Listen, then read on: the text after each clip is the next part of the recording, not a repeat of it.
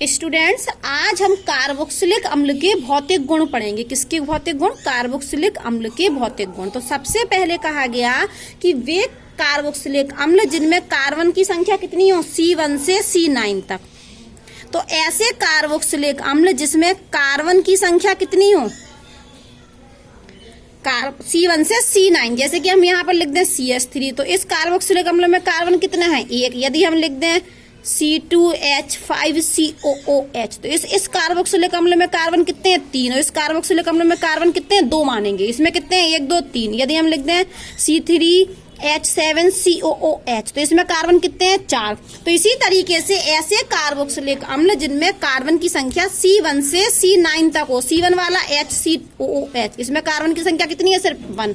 तो ऐसे कार्बोक्सिलिक अम्ल जिनमें कार्बन की संख्या 1 से कहां तक हो, 9 तक, तो वो कार्बोक्सिलिक अम्ल हमारे होते हैं समान ताप पर। कैसे होते हैं? अरुचिकर गंध वाले, अरुचिकर गंध। ठीक है, C1 से C9 तक जो कार्बोक्सिलिक अम्ल होते हैं, ऐसे कार्बोक्सिलिक अम्ल जिनमें कार्बन की संख्या C1 से C9 तक होती है, वो अरुचिकर गंध होती है उनमें। और क्या होते हैं? अरुचिकर गंध वाले रंगहीन द्रव होते हैं, कोई कलर नहीं होता है, रंगहीन द्रव होते हैं। ठीक है, और इसके ऊपर वाले C9 तक तो क्या होते हैं, द्रव होते हैं, रंगहीन द्रव। कैसी गंध होती है? अरुचिकर गंध होती है। और यदि ऐसा कार्बोक्सिलिक अम्ल जिसका क्या है, C9 से ज्यादा है, मतलब उसमें कार्बन की संख्या कितनी है कार्बोक्सिलिक अम्ल में, 10 है, 11 है, 12 है, तो ऐसे कार्बोक्सिलिक अम्ल क्या होते हैं हमारे, मोम जैसे ठोस होते हैं, मोम जैसे ठोस।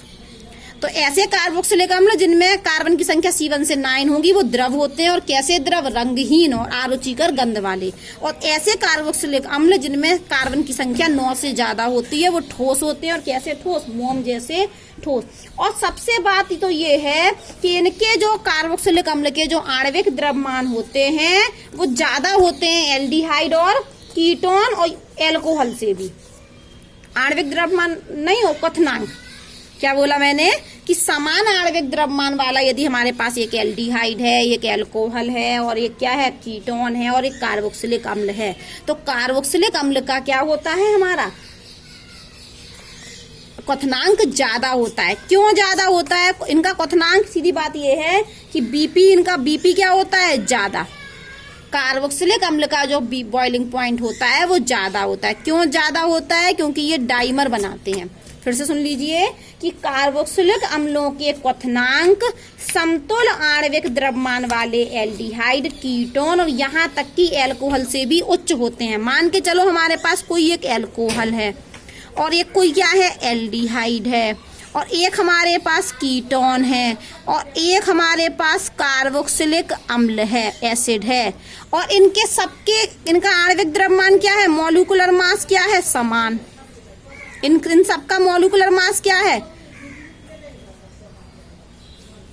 आणविक द्रव्यमान है इनका समान। इन चारों का आणविक द्रव्यमान है समान। तो वो कह रहे हैं कि कार्बोक्सिलिक अम्ल का क्वथनांक इन तीनों से ज्यादा होगा। देखिए यहाँ से लाइन पढ़ लीजिए। कार्बोक्सिलिक अम्लों के क्वथनांक समतुल आणविक द्रव्यमान वाले एल्डिहाइड, कीटोन और यहाँ तक कि एल्कोहल से भी उच्च होते हैं। क्यों होते हैं? क्योंकि ये आपस में अंतर आणविक हाइड्रोजन बॉन्ड बनाकर संगुणन कर लेते हैं और डाइमर बना लेते हैं। क्या बना लेते हैं? डाइमर। जैसे अब हम यहाँ देखते हैं, हम यहाँ पर एक कार्बोक्सिलिक अम्ल ले लेते हैं। ये देखिए CH3COOH, तो CH3COOH को हम ऐसे लिखते हैं। ये हमने O यहाँ लिखा और ये लिखा OH। एक अणु और हम और लेते हैं, तो ये है हमारा CH3, ये C और ये OH, और ये है हमारा डबल बॉन्ड O। तो ये CH3COOH है, ये भी CH3COOH है, ये भी कार्बोक्सिलिक अम्ल है, ये भी कार्बोक्सिलिक अम्ल है। तो कार्बोक्सिलिक अम्ल में अंतरा आणविक हाइड्रोजन बंध बन जाता। कैसे? ये वाला हाइड्रोजन इस O से जुड़ा है, हाईली इलेक्ट्रोनेगेटिव एलिमेंट से जुड़ा है, तो इस पर है पार्शली पॉजिटिव चार्ज, तो ये किससे, ऑक्सीजन से बंध बना लेगा हाइड्रोजन बॉन्ड। इसी प्रकार से ये वाला हाइड्रोजन भी इस ऑक्सीजन से हाइड्रोजन बंध बना लेगा, और इसको बोलते हैं हम संगुणन। ये क्या हो गया हमारा, संगुणन। क्या बन गया ये कार्बोक्सिलिक अम्ल का डाइमर। इसी डाइमर, इसी संगुणन की वजह से कार्बोक्सिलिक अम्ल का क्या होता है, बीपी ज्यादा होता है एल्डिहाइड से, कीटोन से और एल्कोहल से। लेकिन शर्त क्या है कि इनके चारों के आणविक द्रव्यमान क्या होने चाहिए, समान।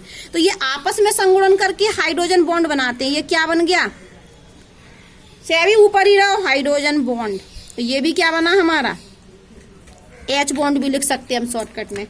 हाइड्रोजन बंद आपस में भी बना लेते हैं, अंतरा आणविक हाइड्रोजन बंध, ठीक है, अंतरा इंटरमोलिकुलर हाइड्रोजन बॉन्ड।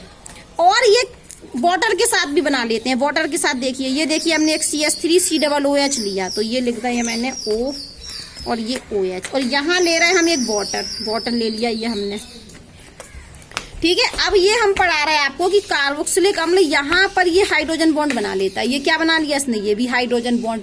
जब कार्बोक्सिलिक अम्ल ने हाइड्रोजन बॉन्ड बना लिया तो ये जल में क्या होगा, विलय, क्योंकि जल में घुल गया, तो कार्बोक्सिलिक अम्ल जो होते हैं वो जल में विलय होते हैं। लेकिन कौन से कार्बोक्सिलिक अम्ल, लोअर कार्बोक्सिलिक अम्ल, लोअर मतलब जिनमें कार्बन की संख्या कम हो, तो लोअर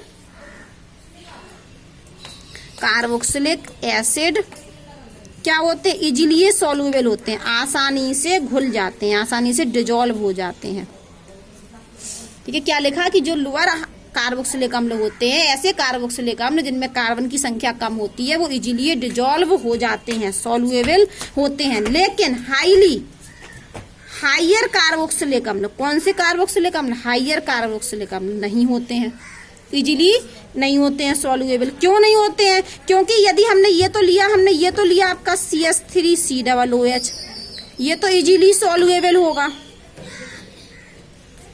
क्योंकि ये क्या करता है, हाइड्रोजन के साथ बॉन्ड बना लेता है। मान लो हम एक ले लें एक और कार्बोक्सिलिक अम्ल, CH3 CH2 CH2 CH2 CH2 COOH। अब क्या हुआ, ये तो बड़ी चेन हो गई, ये बड़ी सी एल्काइल ग्रुप है, और आप जानते हैं कि जो ये क्या है हमारा एल्काइल ग्रुप, और एल्काइल ग्रुप कैसा होता है, हाइड्रोफोबिक होता है। क्या होता है, हाइड्रोफोबिक ग्रुप। हाइड्रोफोबिक पार्ट लिखते हैं हम इसको, हाइड्रोफोबिक पार्ट होता है। हाइड्रोफोबिक पार्ट क्या होता है, जल से घृणा करता है। जब इसमें इतना बड़ा भाग है जो जल से घृणा करता है, तो ये जल में कैसे घुलेगा, इसीलिए लिखा है कि हायर कार्बोक्सिलिक अम्ल क्या होते हैं, इजीली सॉल्युबल नहीं होते हैं, जल में विलय नहीं होते हैं। बात समझ में आई। और जबकि लोअर कार्बोक्सिलिक अम्ल में ये छोटा सा हाइड्रोफोबिक ग्रुप, इसलिए जल में विलय होते हैं। अब थोड़ा हम और पढ़ते हैं, रासायनिक अभिक्रियाएं पढ़ रहे हैं, मतलब कार्बोक्सिलिक अम्ल की स्लीपर उतार के रासायनिक अभिक्रियाएं पढ़ते हैं। क्या पढ़ रहे हैं, रासायनिक अभिक्रियाएं, किसकी, कार्बोक्सिलिक अम्ल की, वो भी किसके टूटने के कारण, आप ये जानते हैं, ये होता है हमारा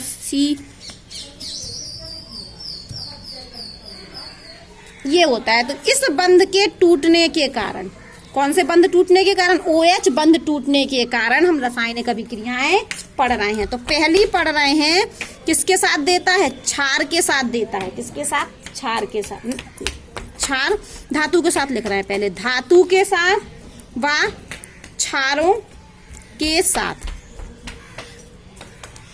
अभिक्रिया। तो कार्बोक्सिलिक अम्ल की अभिक्रिया पढ़ रहे हैं हम, किसके साथ, धातु और क्षारों के साथ अभिक्रिया। कार्बोक्सिलिक अम्ल की अभिक्रिया पढ़ रहे हैं, धातु और क्षारों के साथ अभिक्रिया। लेकिन उसमें क्या होगा, ये वाला बंध टूटता है। देख लेते हैं हम एक अभिक्रिया। हम यहाँ पर एक कार्बोक्सिलिक अम्ल ले लेते हैं, ये COOH, और इसकी अभिक्रिया हमने सोडियम धातु से करा दी।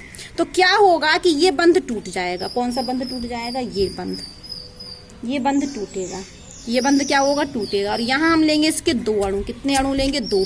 तो ये H+ निकलेगा 2 अणु से, तो यहाँ पर बन जाएगा हमारा H2। क्या निकल जाएगी, हाइड्रोजन, क्योंकि H+ निकले 2, और ये सोडियम आके यहाँ जुड़ जाएगा, तो RCOONA, ये क्या बना लेगा, साल्ट, ये प्लस लगाया माइनस, तो ये कार्बोक्सिलिक अम्ल का क्या बना लेता है, साल्ट बना लेता है। इसको हम बोलते हैं सोडियम कार्बोक्सिलेट। क्या बोलते हैं, सोडियम कार्बोक्सिलेट।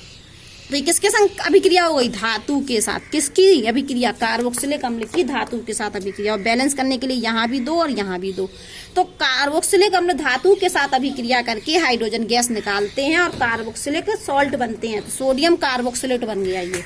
दूसरा हम कोई छाल ले लेते हैं। अब हमने कार्बोक्सिलिक अम्ल लिया और कार्बोक्सिलिक अम्ल की अभिक्रिया हमने किससे करा दी, क्षार से, NaOH से। तो यहाँ भी क्या होगा, हमारा साल्ट बन जाएगा। ये Na आके यहाँ जुड़ जाएगा और ये H निकल जाएगा। तो अब क्या निकलेगा, ये H निकला और OH से क्रिया कर ली तो क्या बन लिया H2O, जबकि यहाँ H निकल रहा था, H प्लस क्या बना रहा था, H2 बना रहा था। यहाँ जो H ये बंध टूटेगा, फिर से ये बंध टूटेगा, ये वाला बंध, तो यहाँ से H प्लस निकलेगा और OH के साथ जुड़ के क्या निकाल देगा H2, और ये Na आके इस O पर जुड़ जाएगा तो क्या बन जाएगा RCOO Na, और Na पर होगा प्लस और इस पर होगा माइनस। धातु के साथ भी अभिक्रिया करता है और क्षार के साथ भी अभिक्रिया करता है। एक और ले लेते हैं हम, RCOOH, और यहाँ पर हमने लिया ये अपना एल्कली कंपाउंड ले रहे हैं ये हम NaHCO3। यहाँ पर क्या होगा, फिर से ये बंध टूटेगा, फिर से ये वाला बॉन्ड H टूटेगा और यहाँ आके कौन जुड़ जाएगा Na, तो ये तो हमारा बनेगा ही बनेगा RCOONA प्लस। अब यहाँ से ये जो हाइड्रोजन निकलेगा तो ये यहाँ से OH मिलेगा तो यहाँ पर बन जाएगा H2O, और ये बना देखो यहाँ से एक Na तो कहाँ जुड़ गया इधर आके, अभी यहाँ के पास एक OH जुड़ गया इस H के साथ तो H2O, लेकिन अभी क्या बचा CO2, तो CO2। तो इस तरीके से हम जानते हैं कि कार्बोक्सिलिक अम्ल धातु से अभिक्रिया कर लेता है, क्षार से कर लेता है, एल्कली कंपाउंड से अभिक्रिया करके कार्बोक्सिलिक अम्ल के साल्ट देता है।